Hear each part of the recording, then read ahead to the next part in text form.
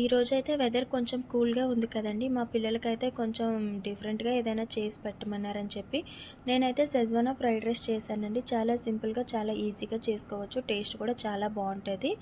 And ఇలా చేసుకుంటే మనకి ఇంకేం కర్రీస్ కూడా అవసరం లేదండి. మా పిల్లలకి ఏదైనా డిఫరెంట్‌గా తినడం వాళ్ళకి ఇష్టం. ఏదైనా డిఫరెంట్‌గా చేసి పెట్టడం నాకు కూడా చాలా ఇష్టం.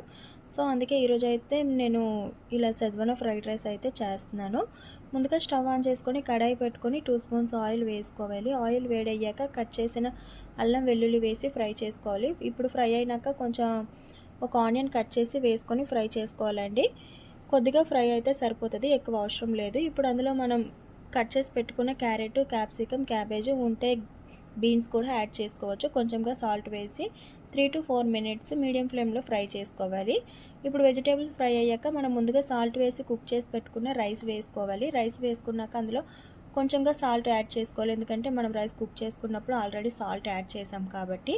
కొద్దిగా salt, 1 spoon black pepper powder and 2 spoons వరకు వెనిగర్ ఏసుకోవాలి. 1 spoon soya sauce and 3 spoons schezwan chutney, ఒక 3 స్పూన్స్ వరకు టొమాటో సాస్ అయితే యాడ్ చేసుకొని అంతా బాగా కలిసేలా ఒక 2, 2-3 మినిట్స్ వరకు అయితే ఫ్రై చేసుకోవాలండి. అదే కదుపుకోవాలి. అది కూడా మీడియం టు హై ఫ్లేమ్‌లోనే కదుపుకోవాలి. అంతేనండి, మనకి చాలా ఈజీగా, చాలా టేస్టీగా షెజ్వానా ఫ్రైడ్ రైస్ అయితే రెడీ అయిపోయింది.